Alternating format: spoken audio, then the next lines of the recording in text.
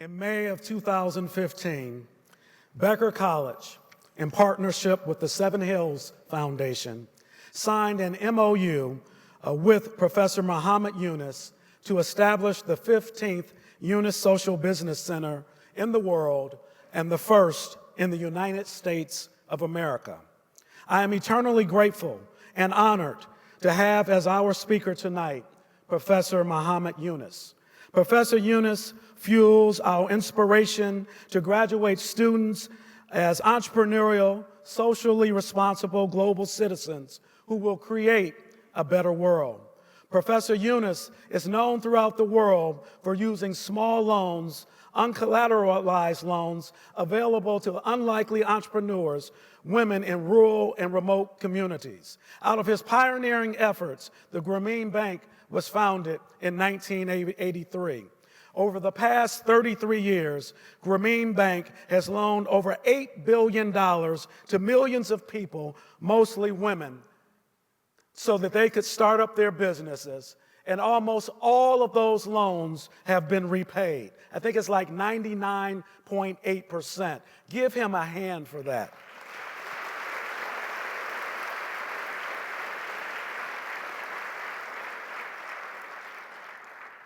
His pioneering efforts made a quantifiable change in the poverty statistics in Bangladesh. Professor Yunus and the bank were jointly awarded the Nobel Prize in 2006 for creating social and economic development from the bottom up. Professor Yunus is currently using his model of social business and microfinance to make a self-sustaining system of primary health care available to people in underserved communities across the globe. Professor Yunus has been recognized with more than 100 awards from 26 countries. He is one of 7 people in the world who has been awarded the Nobel Peace Prize, the U.S. Presidential Medal of Freedom, and the U.S. Congressional Gold Medal.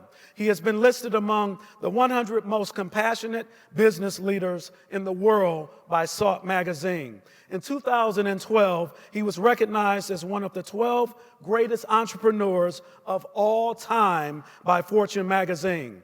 He is regarded among the top 100 public intellectuals in the world by Prospect magazine. In establishing the 15th Yunus Social Business Center at Becker College in the world, and the first in the United States, it gives me great honor to introduce to you Nobel laureate Professor Muhammad Yunus.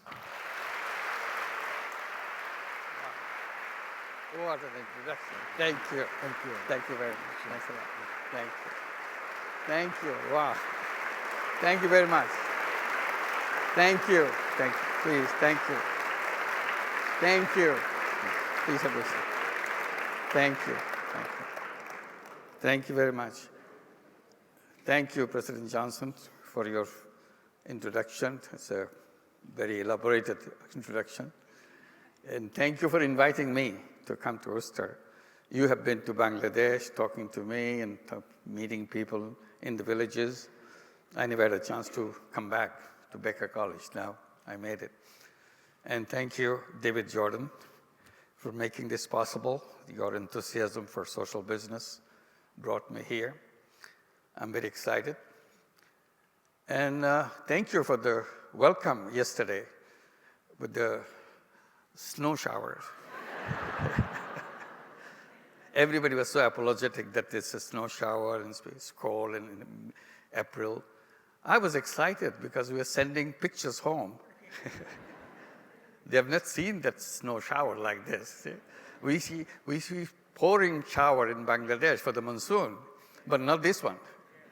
See, it's such a beautiful way to get in here.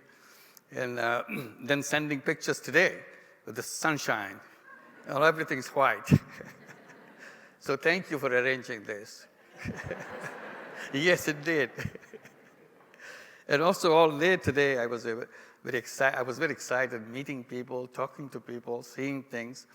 And I was almost feeling like a child going into a toy shop. All kinds of toys around, all the things that you can get to and bring it to you to do things that you wanted to do. And then he says about the Yunus Social Business Center in Becker College. I said, I have a shopping cart now. I put all these toys in this shopping cart and then start doing things I enjoy doing, because you have everything that anybody would like to see at the top of the world. You have the healthcare at the top of the world, the ideas and things, and the knowledge of healthcare. You have the gaming. It's fantastic power which can change the world. And you have it here. Education, it's the center of all education here. So if you can pick these things up and make it work for the people that we work for in the villages of Bangladesh and many other countries who need this desperately. So any little bits of it can change their world. So that's the link that is created by the center that you're talking about and you're establishing. And that's my shopping cart. I would like to put a lot of these things into that shopping cart and get to doing things. And you mentioned about the Grameen Bank, microfinance, and so on. It sounds like some academic came up with some ideas and wrote a book about it.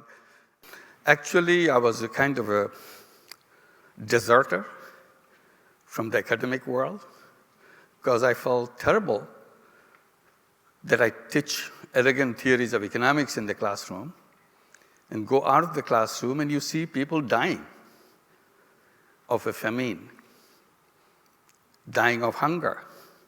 You talk about people dying and you go, why people die, if it's a diseases or something. This is not disease. This is just simply not having handful of little bit of food. Our major food is rice. You didn't get the handful of rice to eat, and that's why you die. And not one day, not one meal, meal after meal, day after day, and they die because there's nothing left in their life. And this was happening outside. This is back in 1974 in Bangladesh.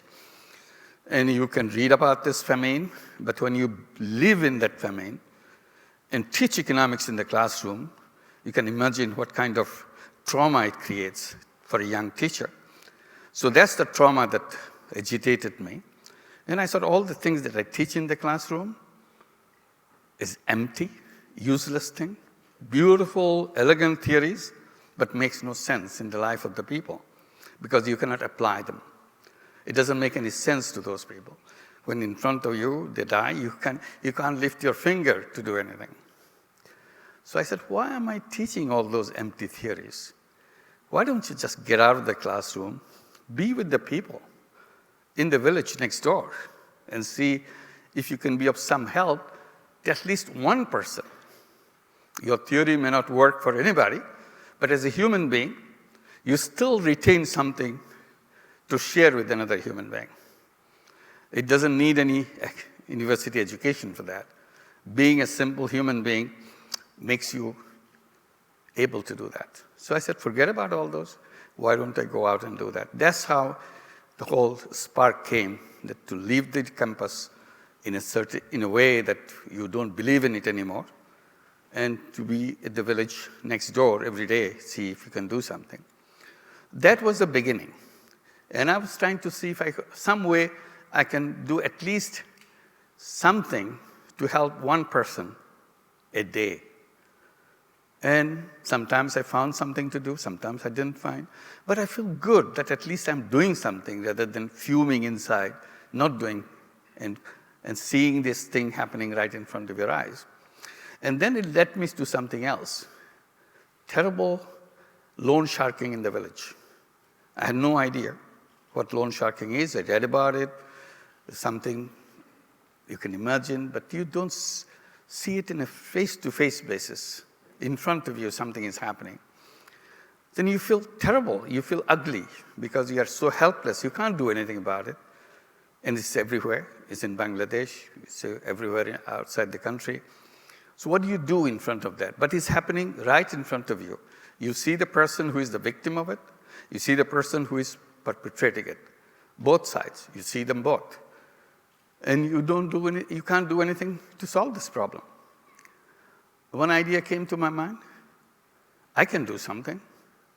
Why don't I lend the money myself?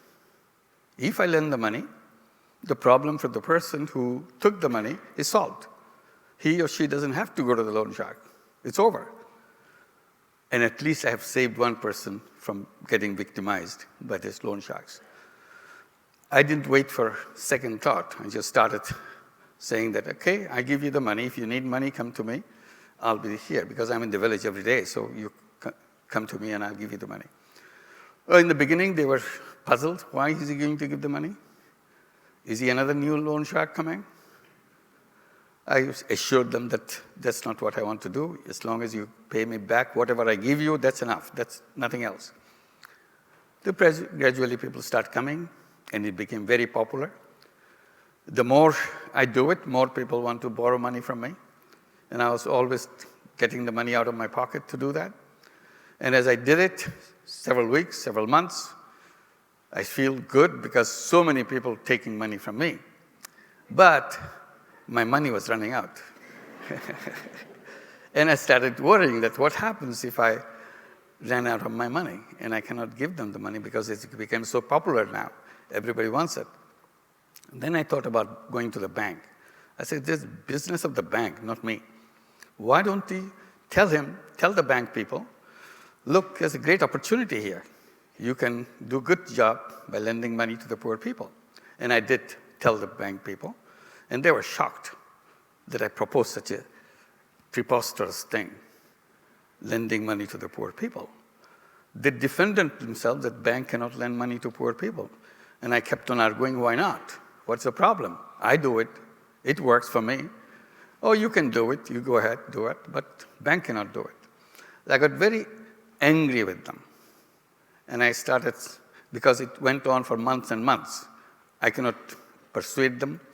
They cannot stop me. And I became very agitated to make serious complaints about the system, became nasty about them. And I said, banks are very funny because it's an institution which is supposed to lend money to people. But it does it in a funny way. It lends money to people who already have lots of money. Whereas the logic will tell you that it should lend money to the people who don't have money. They laugh. And I can't understand why they laugh. I thought that's a genuine thing. They should lend the money to people who don't have money. But that doesn't solve my problem. But I need this solution because my money is running out. I can only continue with the money that is coming back. I can just lend the money which I got. But I wanted to expand it, not just recycle the same money. So I needed desperately to open the door. So ultimately, I offered myself as a guarantor. I said, I'll be the guarantor. Sign every piece of paper you give me, and you give the money. If they don't pay back, because that's their fear, if they don't pay back, and not if, they don't even have an if. They're absolutely sure they will never pay back. If they don't pay back, I pay you. It took a lot of time for them to accept that, even me as a guarantor. They thought, even he's a guarantor, probably he won't be able to pay back. So why accept it? Finally, they accepted it, and I was very happy. I was merrily signing every piece of paper they give me. Don't even read what they're. Do you read your bank's? I don't, yeah. So I just keep on signing, and that keeps the door open. I give the money to people, and amazingly, every penny is paid back. I had no idea, because they were telling me repeatedly, sooner or later, they will stop paying back. They cannot pay back ultimately. This is just a temporary situation that you're seeing. I said, as long as they pay, I will continue. I will not kind of speculate someday they will not pay back. Let me come to that point, then we'll think about it.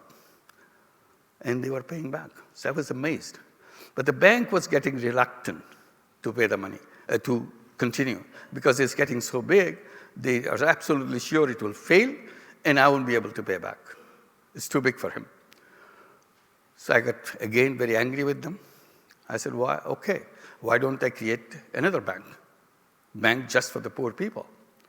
So that thought came to my mind because of the way the banks were behaving. So ultimately, it's a long story.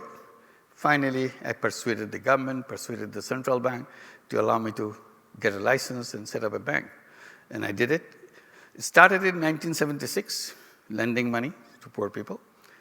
In 1983, we got the license and we became a bank, called it Grameen Bank or a village bank. And we are so delighted, so happy to expand it, continue to expand it, because it's our own bank, so we don't have to hesitate, we don't have to go anybody. I don't have to put the signature on those guarantee papers. So this is something relief for me that I don't have to do with this paperwork anymore. But I was enjoying it, that everything is happening. People ask me, how did you do that? How did you figure out how to lend money to the poor people and get the money back? I said, I just give the money and they paid the money back. So, but you created such a bank, and now it's an elaborate system, very intricate details. Then I thought about it. How did I do that? Then I started explaining, well, it's very simple.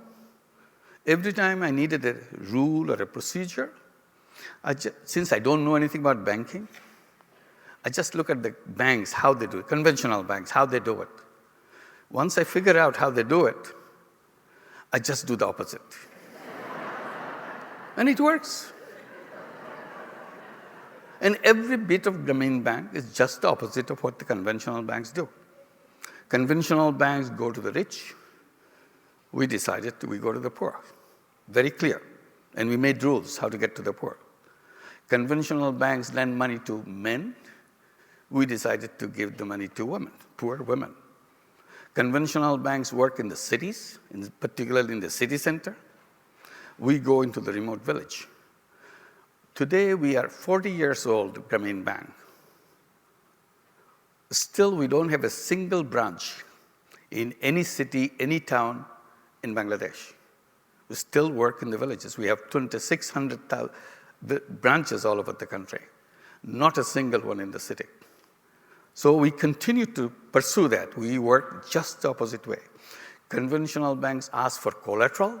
They think without collateral, you cannot create a bank. Banking is impossible.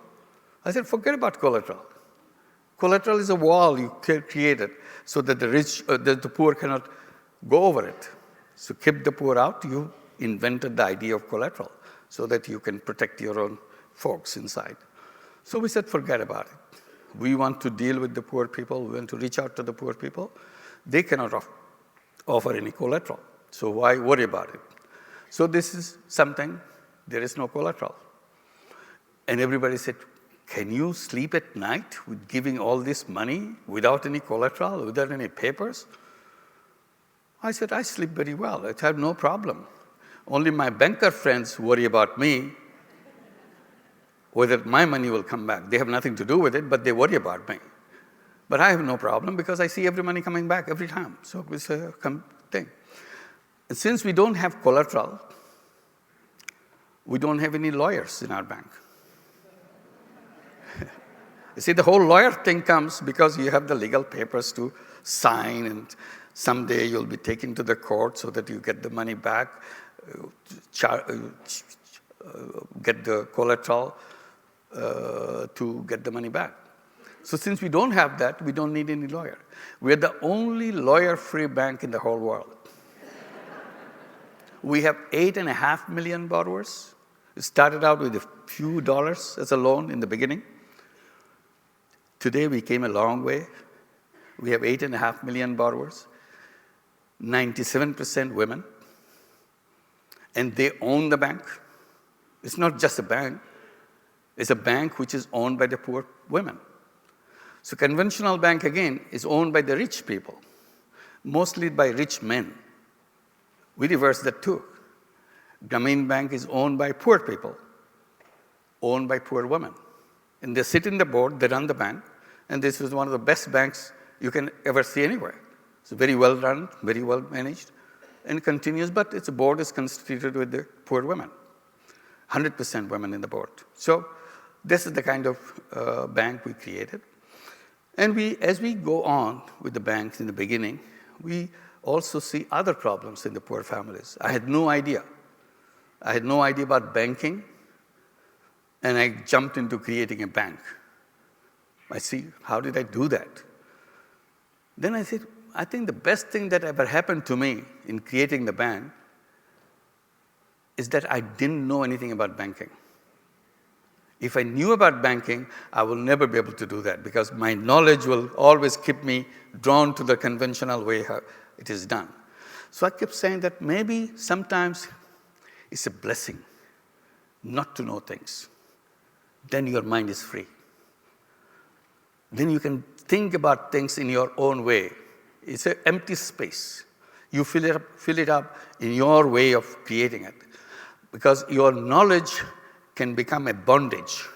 It pulls you down into a certain direction. You can't get out. The weight of your argument is so weighty that you can't break out of this.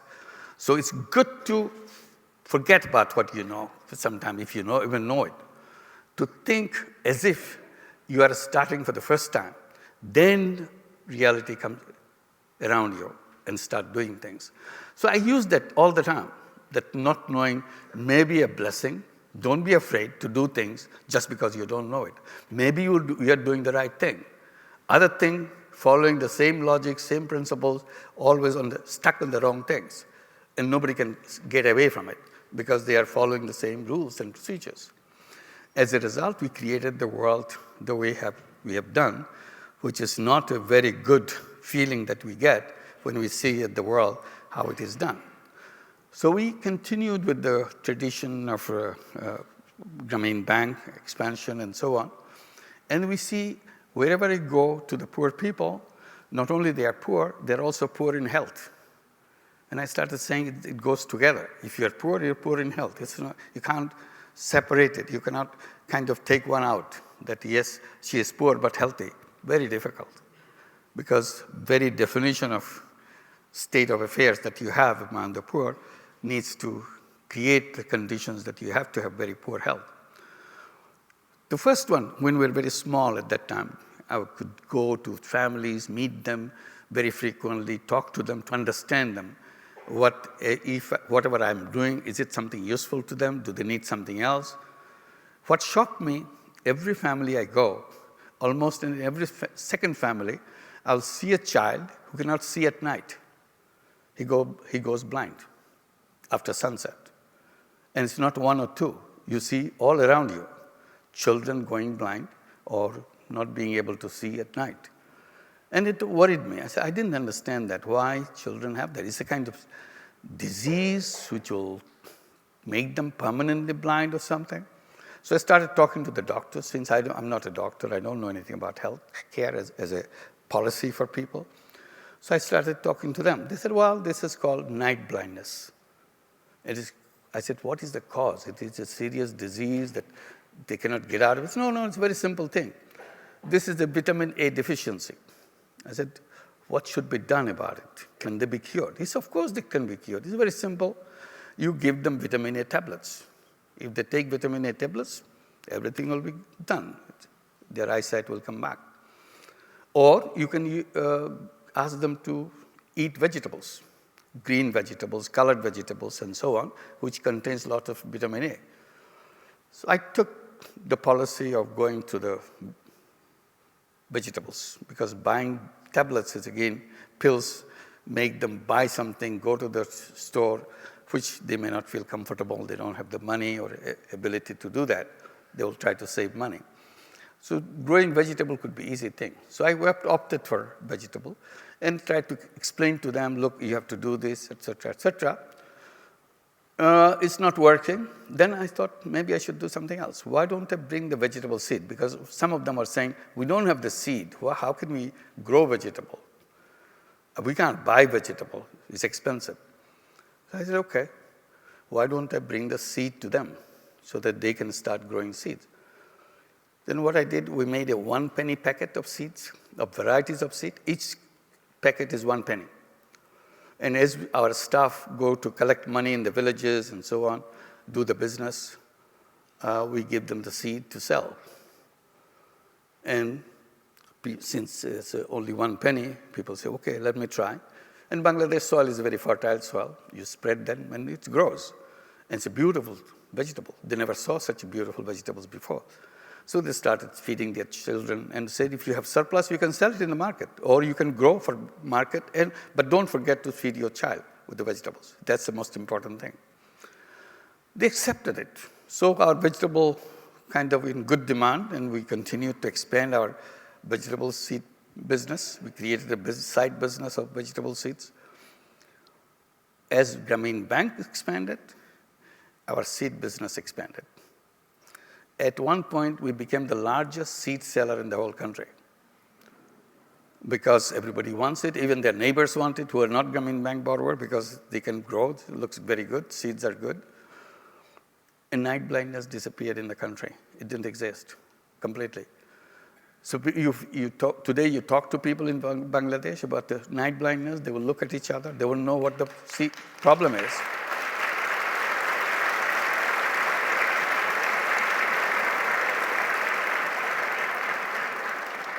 Then I look at it, I said, healthcare is not about doctors. You don't always need doctors. But as if healthcare has to be delivered by some doctors with their chamber and all the gadgets and so on. I said, you can go step by step, item by item, and you can address those issues. And one of the second thing that we did after the seed as it's growing, we looked at the sanitation situation of the people. They just go out everywhere. And I was trying to plead with them, look, it's not good, it spreads diseases, and you should have a specific place, you have a latrine and so on. Nobody listened. Then out of desperation, we came out with a decision in Grameen Bank. We said, anybody who would like to join Grameen Bank, the first thing they have to do is to dig a hole and use it as a latrine. They can't go anywhere they want. They have to come back and use it. The existing borrowers, they didn't like it. Why should you insist on this? But the new borrowers, usually they come to the old borrowers, discuss, is it a good thing? Is it something they should do? The old borrowers, out of disgust or frustration, they say, okay, if you want to join Grameen Bank, why don't you go and dig a hole first? Because they won't talk to you without that hole. And the first question they will ask, have you dug up a hole for you? And then they will come and check. Then they will talk about the bank. And it caught up because publicity was going on by the existing borrowers in a negative sense, but it became a positive thing for us. And they come prepared to answer that question, and we go in and inspect. And everybody was digging holes, using it. And then we created a business out of it. We created a separate business to produce sanitary latrines, water seed latrines. We give them the loan. They go and buy the sanitary latrines, which is produced right in the village by the separate business that we created. And then they go and install it for you, and you have a sanitary latrine. When I say 8.5 million borrowers in Grameen Bank, these are 8.5 million families.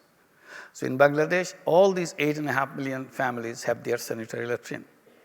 And it's impacted on the non-Grameen families because the women in those families keep complaining to their men, look at even the beggar woman has a sanitary latrine.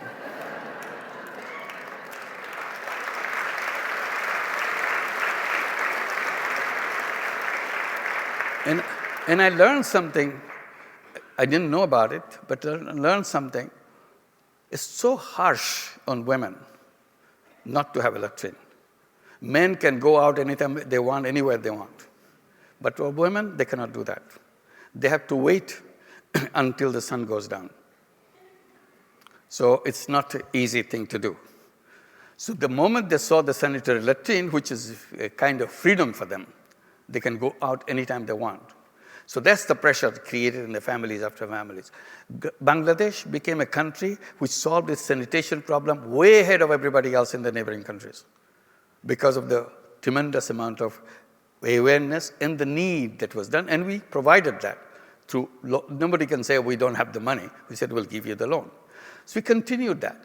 And we continued make many other programs like that. And this has one basic kind of feature.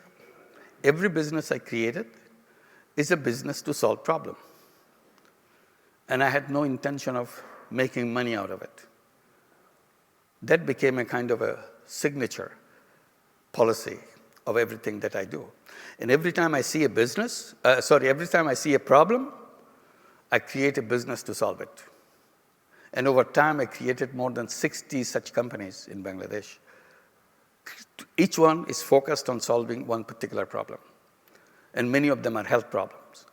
But we continue to do that, expand that one after another. And people say, why do you create companies if you're not making money? I said, why? Is there any law in Bangladesh that you have to make money for yourself? Otherwise, you cannot open a company? I said, I create a company to solve problems. I have no intention of making money. You must be crazy. I said, okay, I'm crazy. So what?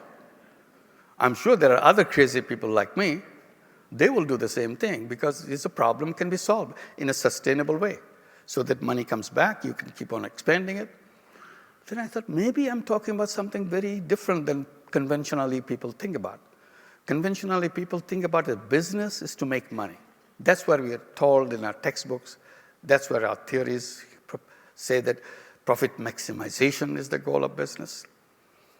I said, yes, profit maximization for whom? For the person, the shareholders, or for the company to plow it back? All I'm doing, I'm making profit too in my business, but I plow it back. I don't take it because I'm not interested in making personal money. This is my choice. Nobody can force me. If somebody else likes it, let them do it too. I'm not forcing anybody. Then I started looking at things. I said, why people say that profit maximization is the mission of business? If you are in business, you have to keep on making money. Why business has to be so money-centric, so profit-centric? Is this the only way we can do business? Oh, it has to be self-interest driven. Yes, self-interest driven, that's fine. But is this the only way business can be done? Everyone has to be self-interest driven, meaning that you have to be gainer of this business? If you do that, then I'll say theoreticians who created all these ideas, they misrepresented human beings in theories. Because human beings are not money-making robots. Human beings are multidimensional, not single-dimensional. Somehow they interpreted human being as a single-dimensional. All they do in their lifetime is make money. And money becomes a passion, money becomes a habit, money becomes an addiction. And in the process, we destroy everything else. I said, that's a misrepresentation. Human beings are selfish. At the same time, they are selfless. Selfishness has been adopted by the economics. Selflessness has been divorced from economics. I said, that's a mistake. Selflessness should be parallelly included in the business itself, in the economic world itself. So you create two kinds of business. Business to make money, and you continue to do that, and business to solve problems. Today, how do we solve our problems? We ask the government to solve it, first one. And the government say, yes, it's our responsibility to solve your problem of poverty, problem of healthcare, problem of this, housing, sanitation. Government has to solve it. Or NGOs should solve it. Foundations give the money, NGOs take the money, do the healthcare, do this, do that, do that. I said, that's fine. Charity is a wonderful idea. But I see a slight problem in charity. Charity money goes out, does the work, but it doesn't come back. It has one-time use of the money. What I'm doing, actually, I'm using the objective of the charity and put a business engine attached to it. Objective is the same, but the method is different. Once I put the engine of the business, it becomes very powerful. Social business money goes out, it does the work, and comes back. Then the same money has multiple, endless use. It becomes very powerful. So I said, that's what I'm talking about. We can create those businesses. Anybody can create those businesses. And particularly, all it needs is a creative idea, that's all. The total creative power of human being is so unlimited, so limitless. If we put all this creative power in creating social businesses to solve problems, these problems will disappear just like that. But we don't do that. We are using our creative power to make money. We are very creative when it comes to making money because that's the only creative power, only way we can use our creative power. They never told us that we can use creative power to solve problems. If they did, they said they can do it in a charity way, not in a business way. Business and solving problems somehow got divorced. So I'm trying to put it back. So I defined social business by saying it's a non-dividend company to solve human problems. That's what social business is all about. We created a lot of them ourselves. We created nationwide companies which works nationwide as a social business. We created solar energy company to bring solar energy in the villages because villages don't have electricity in Bangladesh. When we started that 20 years back, 70% of the people of Bangladesh didn't have any electricity. So imagine in this day and age, people living without electricity, not just few, 160 million people, 70% of that, that's the kind of life we have. We said, why can't we solve this problem?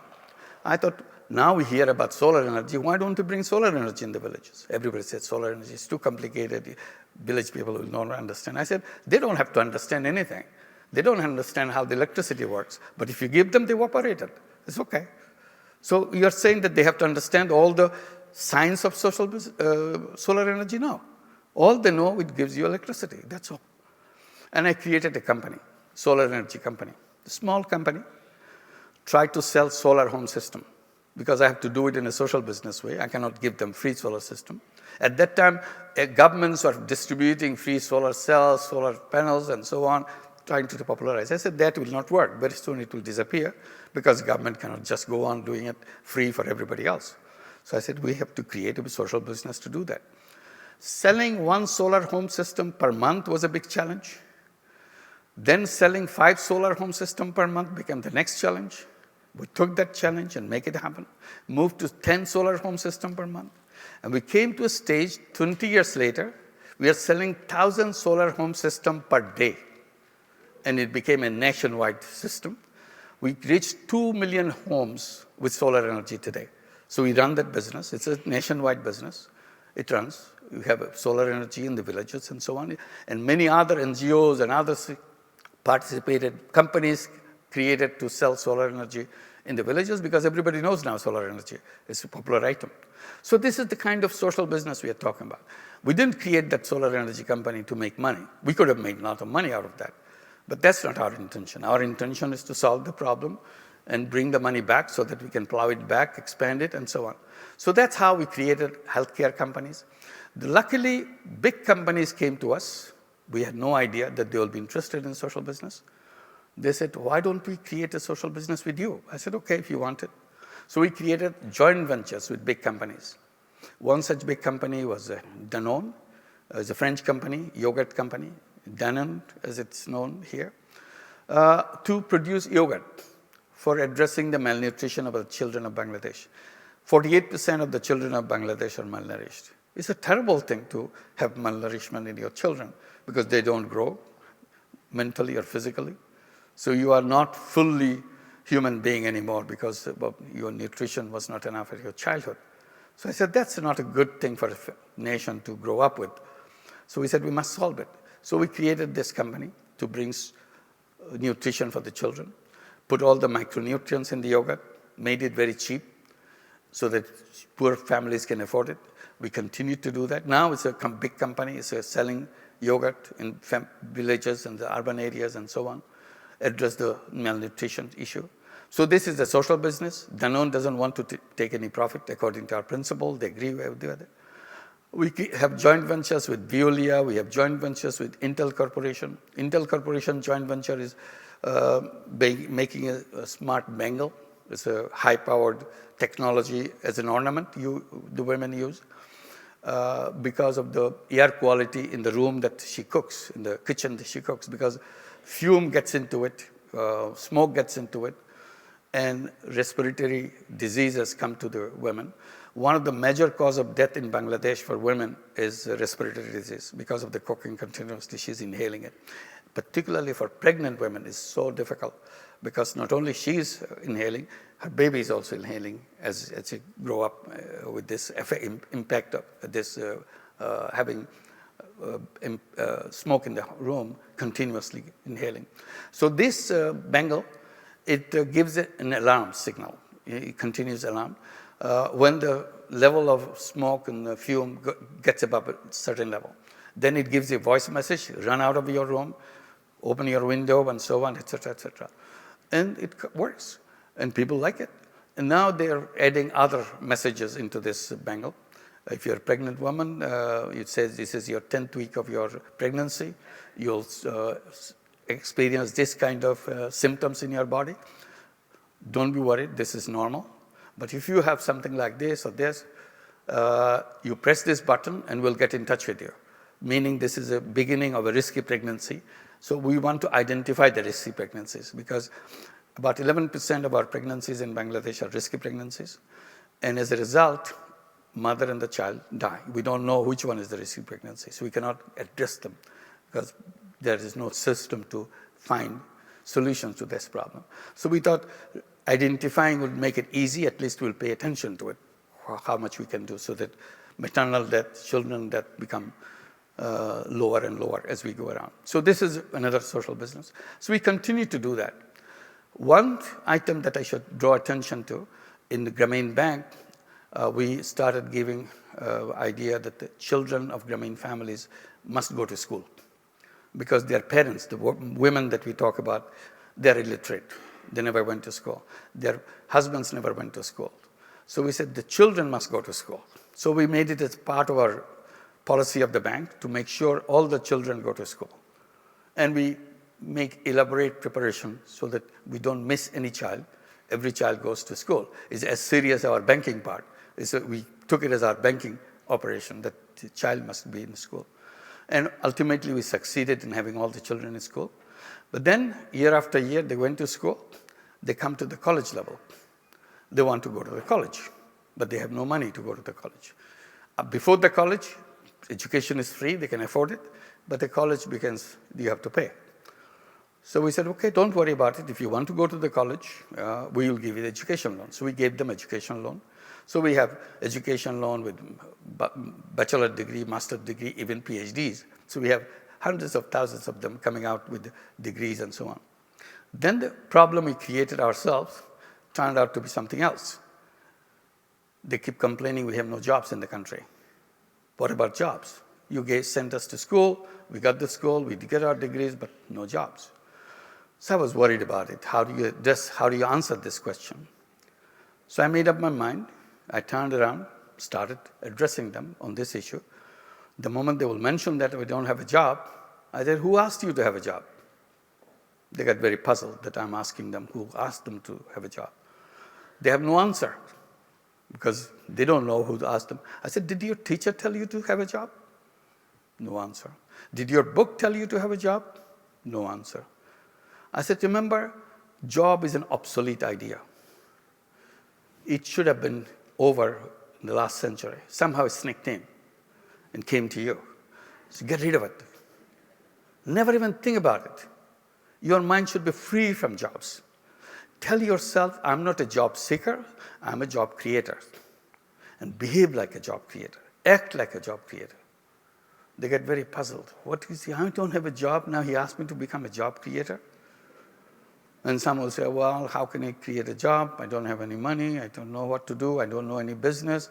They never teach us how to start a business. I said, when did your mother got into Grameen Bank? Some say 20 years back. Some say 15 years back. Some say 25 years back. What is the amount of money she took as her first loan?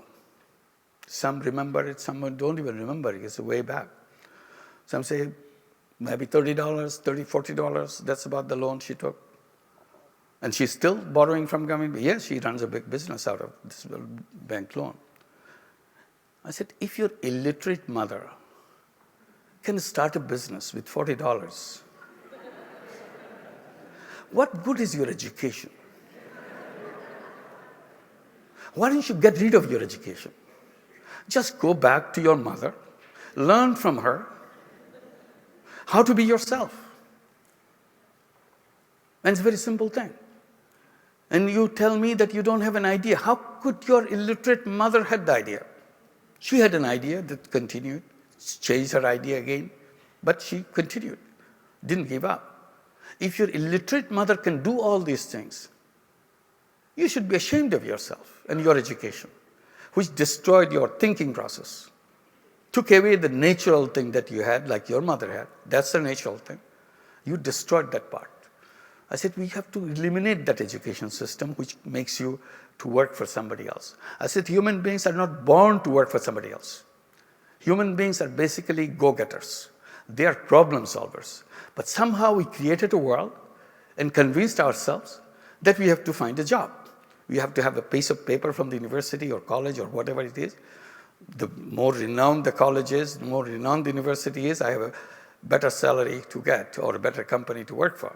I said, that's not what the human life is all about. Human life is all about creating a world that they want to live in, not just work for somebody else. So why don't you go out and do things? This is good as a lecture, but it doesn't work for them. They said, what do we do now? I said, okay, why don't you go back and come back with a business idea? Create a business plan, come back to us. And we created a social business fund, and we start investing in their companies, in their businesses, whatever little business they want to do.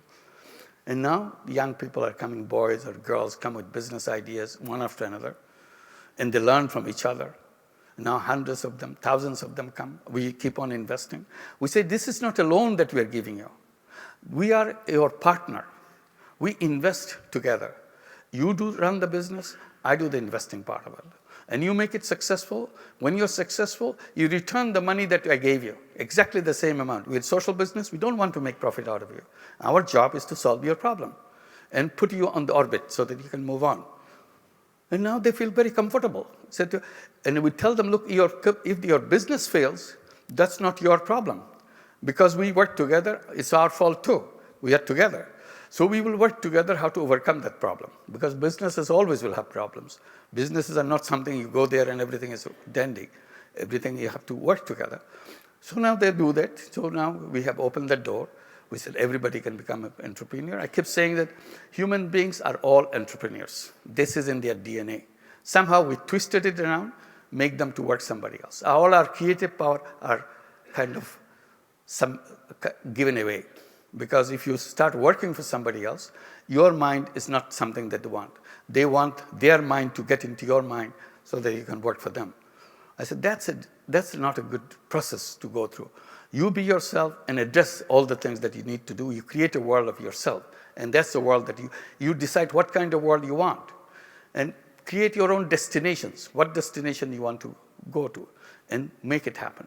The system that we have is not going to take us too far. Look at the wealth concentration.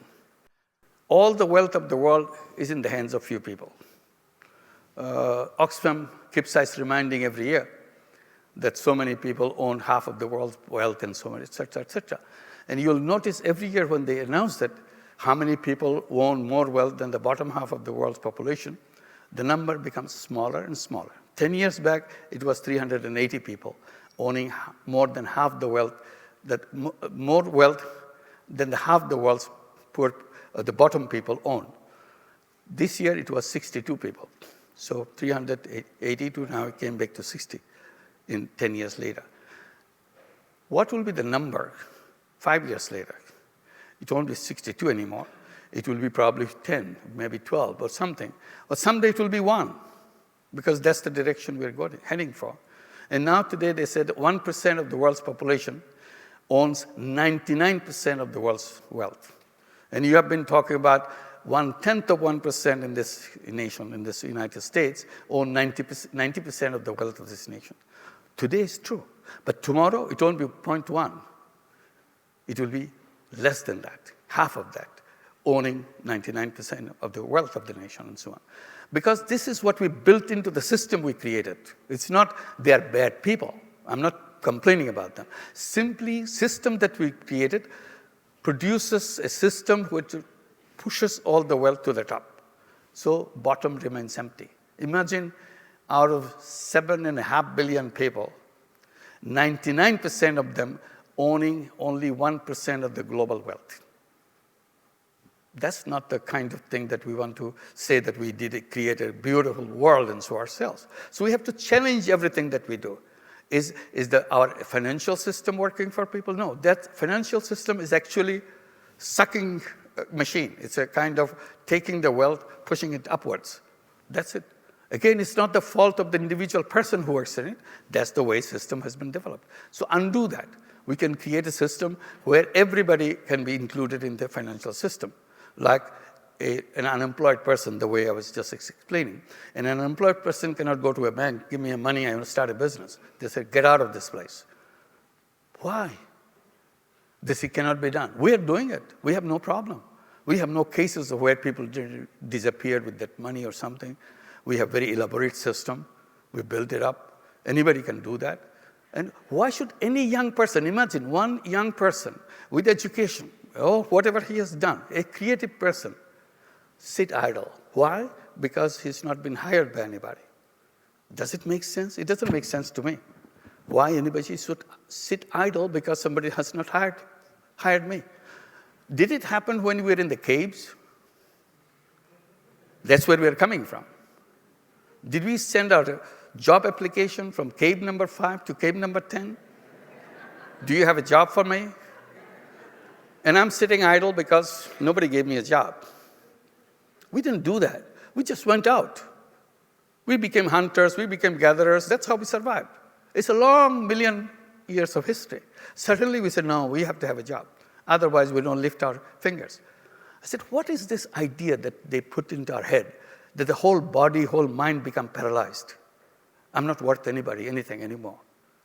It's kind of wrong thinking completely. Human being is here right from the day we are here.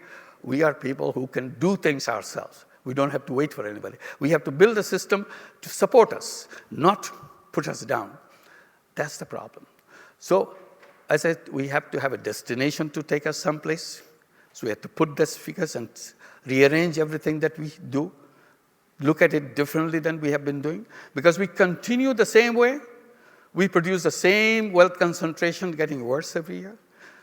Same problems that we see about the healthcare and everything that we talk about get more expensive, more difficult to get to it. It cannot be done. So if you have to have a different kind of world, we have to redesign the thinking process ourselves, the framework that we have ourselves, so that we get there. So I define my destination so that I know I have to get there. We have to rework everything and find our own way, like we did the Grameen Bank is a good example. Everything is reversed, and then we could do that, and do that very well. Everywhere it works. Even in the United States, it worked beautifully. So the goal that we set, destination that we set, is 3 zeros. And that's the destination for me, and I hope others can have their own destination. First zero is zero poverty. Zero is artificial. It doesn't belong to human being.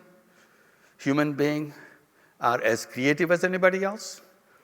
They are not, there's nothing wrong with human beings. Simply system didn't provide the facilities and opportunities for the people. They became poor people. That's what, so we removed those barriers, which denied them all the access to everything they do.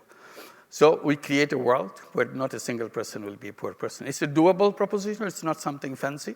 We have the MDG goal number 1, 0, taking it to half, reduce poverty by half, which Bangladesh has achieved 2 years before even the 2015 target. We did it in the middle of 2013.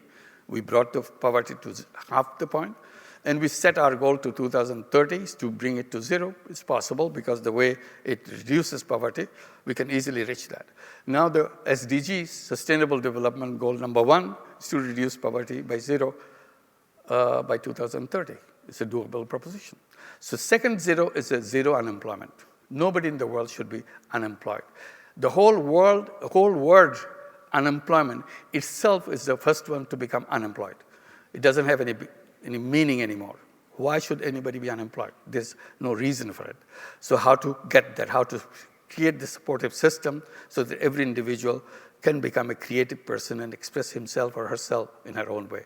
And we come to that level that question of unemployment doesn't arise. Nobody sits idle. Everybody is busy doing things. Third 0 is 0 net carbon emission, which is well discussed, and hopefully after Paris deal, we don't have any controversy left. We focus our attention, make it happen. And by the middle of 2030, 2040, worst comes to worst, 2050, we have to do that. 0 net carbon emission is possible. So concentrate. How do we reach it? These are the things that we gave. It's a technology which will make it happen. It's a social business idea which will make it happen. It's the energy of the people in themselves focusing on that will make it happen. And that day, we create the foundation. When we achieve those 3 zeros, we set up the foundation of a new civilization. A civilization which we built on human values, not on money. Thank you very much. Thank you. Thank you. Thank you so much. Thank you. Thank you. Thank you. Thank you. Thank you. Thank you. Thank you. Thank you.